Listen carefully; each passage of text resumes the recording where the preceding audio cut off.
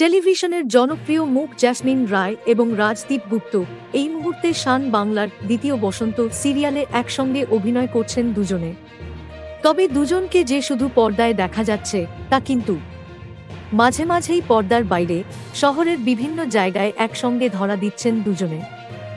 অনুরাগীদের মনে হয়েছে দুজনের সম্পর্ক শুধু বন্ধুত্বে সীমাবদ্ধ নেই, একে অপরকে মন দিয়েছেন।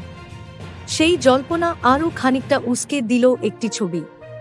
বৃহস্পতিবার সকালে ইনস্টাগ্রামে জ্যাসমিন রাজদীপের সঙ্গে একটি সাদাকালো ছবি পোস্ট করেছেন। দিন কয়েক আগে দ্বিতীয় বসন্ত ধারাবাহিকের গোটা টিম গিয়েছিল শীতকালীন পিকনিকে। ছবিটি সেখানেই তোলা।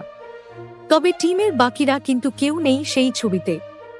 হাসতে হাসতে একে অপরের গায়ে গড়িয়ে পড়েছেন দুজনে। Thank you so much for watching. Subscribe our channel and press the bell icon for more updates.